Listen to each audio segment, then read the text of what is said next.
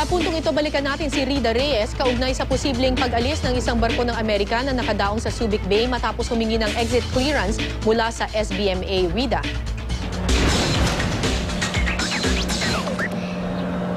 Yes, Kara, kahit nga napayagan ng makaalis ang 4 sa 5 barko ng US matapos ngang ma-lift ang lockdown nung Tuesday ng hapon, hanggang ngayon ay nakadaong pa rin dito sa ating likuran ang 5 barko sa loob ng SBMA.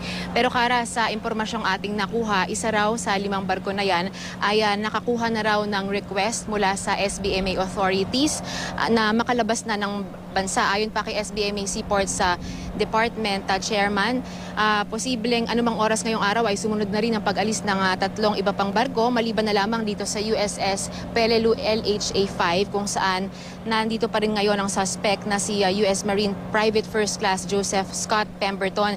Kahit pa kasi Kara, formal lang na isang pangkasong murder na Pemberton kaugnay sa pagpatay kay Jeffrey Hennifer, automatic kumuhang mananatili sa kustodiya ng Amerika sa loob ng USS Peleliu 5 si Pemberton habang umuusad itong kaso.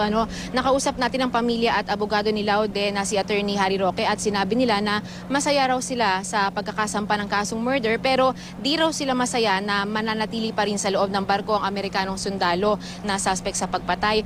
Para raw kasing hindi naman ito nakakulong kung nasa loob siya ng barko at di rin daw namomonitor ang kanyang mga galaw sa loob. Kaya igigiit ng kampo ni Laude na mailipat si Pemberton sa kustodiya ng Pilipinas habang siya ay nililitis. Kung pwede nga raw ay sa isang ordinaryong selda muna siya ilagay. At tiniyak naman ng pamunuan ng SBMA Kara na habang mananatili dito na nakadaong ang USS Peleliu 5 sa SBMA, mas mahigpit daw ang seguridad na kanilang ipapatupad para matiyak na walang Amerikanong sundalo ang makakapuslit palabas ng barko. Kara. Yes, Rida, ano yung magiging mechanism para masiguro nga natin na nandyan pa rin sa USS Peleliu itong si Pemberton? May regular bang umaakyat dyan at meron bang nagbabantay sa kanya na Philippine authorities para just to make sure that he is there at pati yung mga iba pa niyang mga kasamahang sundalo na may kinalaman din or may alam din na impormasyon tungkol dito sa kasong ito?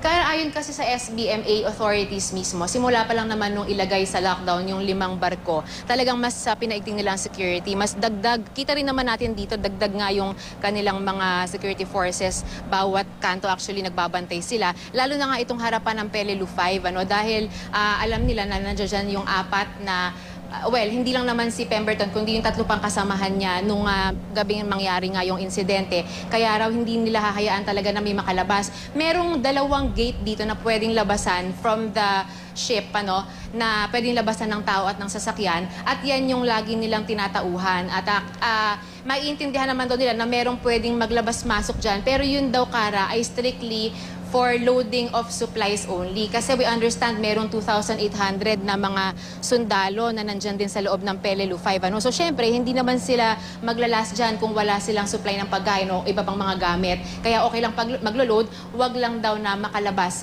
yung mga taong kanilang kanilang minomonitor. Kara. So Rida, based sa sinabi mo, bukod kay Pemberton, meron pang 4 pa or 3 pa na mga sundalo na kailangan manatili rin dito sa Pilipinas at hindi umalis kasi kasama sila dun sa iniimbestigahan?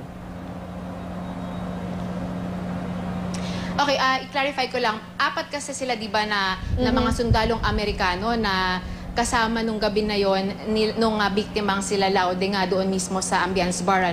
So ito yung unang mga tinitignan, di ba? Pero dahil nga na single out na lamang itong si Pemberton base nga doon sa sinabit na sa affidavit mismo ng mga testigo, kaya naman siya na lang ngayon yung minomonitor ng mga authorities. Pero itong 3 naman daw ay maigting pa rin daw nilang i-monitor, sabi ng SBMA, kahit hindi sila ang suspect na tinukoy. Kara. Maraming salamat sa iyo, Rida Reyes.